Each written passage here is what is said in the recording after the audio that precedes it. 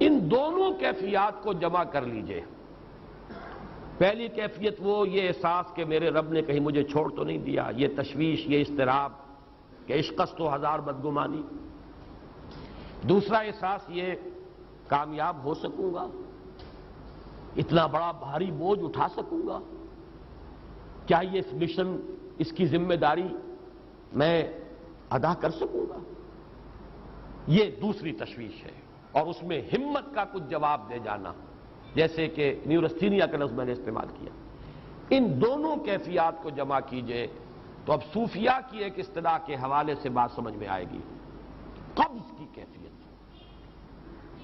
شدید قبض کی کیفیت تھی محمد الرسول اللہ صلی اللہ علیہ وسلم پر، جس میں کہ یہ سورہ مبارکہ نازل ہوئی ہے آپ کی دلجوئی اور تسلی کے لیے۔ اس کے لیے ذرا تھوڑی سی وضاحت مجھے کرنی پڑے گی۔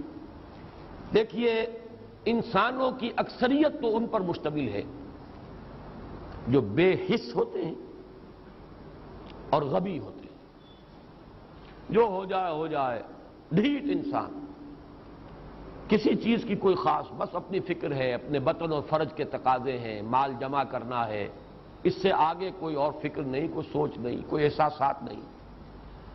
کسی کے دل پر کیا بیت رہی ہے ہمیں کیا، وہ جانے۔ کوئی بھوکا ہے ہمیں کیا۔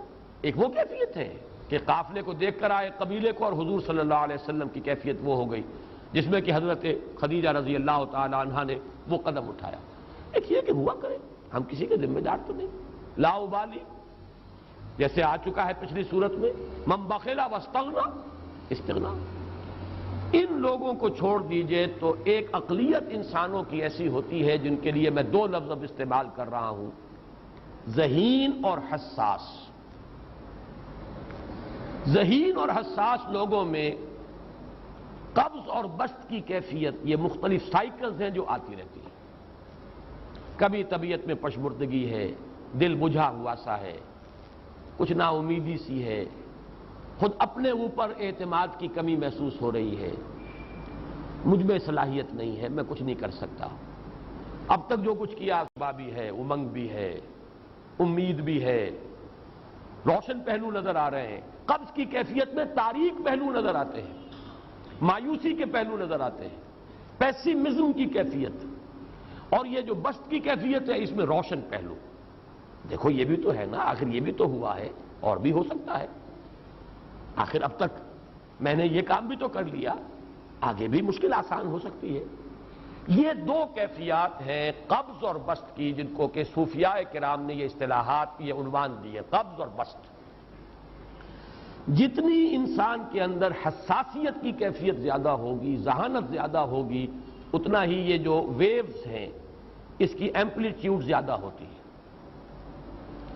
کم ذہین انسان ہے، کم حساس ہے، آئیں گے تو صحیح ہے، لیکن یہ کہ وہ ویو جو ہے اس کا ایمپلیٹیوڈ جو ہے اس کے اندر اوپر اور نیچے کی کیفیت زیادہ نہیں ہوگی۔ لیکن جتنا یہ معاملہ بڑھتا ہے، یہ جو ویو ہے اس کے ایمپلیٹیوڈ بڑھتا چلا جاتا ہے۔ لیکن نارمل انسان کا معاملہ یہ ہے کہ یہ حدود کے اندر رہے، اسی کی ایک کیفیت جو ہے ایب نارمل جب ہو جاتا ہے، یہی ہے جو جدید ہماری جو سائیکولوجیکل میڈیسن ہے اس میں اسے مینیکس ڈپریسو سائیکوسس کہا جاتا ہے۔ مایوسی ہوئی تو اتنی ہوئی کہ جیسے کمر ٹوٹ کر رہ گئی، اور اسی ڈپریشن میں ہوتی ہیں خودکشیاں، خودکشی کر جاتا ہے، ڈپریشن۔ کچھ روشن پہلو نظر ہی نہیں آ رہا، کوئی امید کا پہلو نظر ہی نہیں آ رہا، کوئی صورت نظر نہیں آتی، کوئی امید بن نہیں آتی، کس طرف جاؤں، کدھر دیکھوں، کسے آواز دوں، اے ہجوم نامرادی دل بہت گھبرائے ہیں۔ اور جب آدمی محسوس کرتا I can't face these realities، یہ کمٹ سوسائڈ۔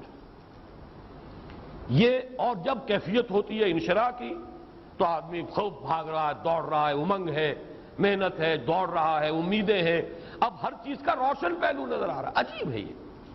اصل میں مجھے کچھ تجربہ بھی ہوا ہے، ہمارے خاندان میں بھی یہ مرض موجود رہا۔ میرے والد مرحوم کافی طویل عرصے اس مینیک ڈپریسو سائیکوسس کے مریض رہے۔ کچھ ہوتا ہے یہ معاملہ، ویسے بھی شاید ہمارا خاندان جو ہے اس کیٹیگری میں آتا ہے جس میں ذہانت نسبتاً کچھ زیادہ ہے، حساسیت بھی نسبتاً کچھ زیادہ ہے۔